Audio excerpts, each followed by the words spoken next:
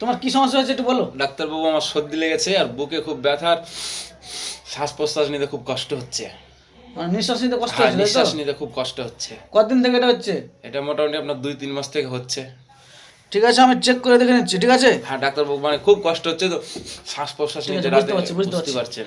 তাহলে বন্ধুরা, আমরা বুঝতে পারছেন এই পেশেন্টটার শ্বাস প্রশ্বাসে একটু কষ্ট হচ্ছে, ঠিক আছে? অনেকটাই। হ্যাঁ, তো আমি একটু চেক করে দেখে নিচ্ছি। এই অক্সিমিটার দেখতে পাচ্ছেন, করোনাকালে যে মেশিনটা হালচাল মাচিয়ে দিয়েছিল, সেই অক্সিমিটার, পালস অক্সিমিটার, সেই অক্সিমিটারের মাধ্যমে আমি এই পেশেন্টটার অক্সিজেনটা চেক করব।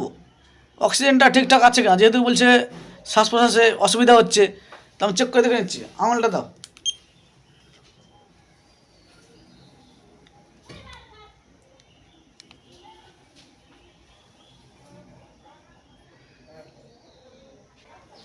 বাম দিকে আছে এসপি, দেখতে পাচ্ছেন আপনারা, এসপি আছে 100, ঠিক আছে?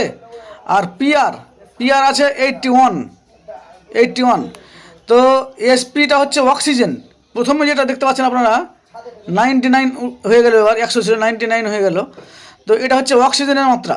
আমাদের শরীরে যদি 95-এর এই এসপি 95-এর নিচে চলে আসে, তাহলে আমাদের শরীরের শারীরিক কন্ডিশনটা একটু আস্তে আস্তে খারাপ হয়ে যায়, ঠিক আছে? তো তখনই আমাদের ডাক্তারের পরামর্শ নেওয়া উচিত। তো 90-এর নিচে চলে গেলে তো আপনাদের আর্জেন্ট যেতে হবে। তো এই ছেলেটার, আমার পেশেন্টটার এসপি দেখতে পাচ্ছেন, একবার দেখাচ্ছে 199, মোটামুটি ঠিকই আছে, ঠিক আছে? তাহলে এর কোনো অক্সিজেনের ঘাটতি নেই, এটাই বোঝা গেল, ঠিক আছে?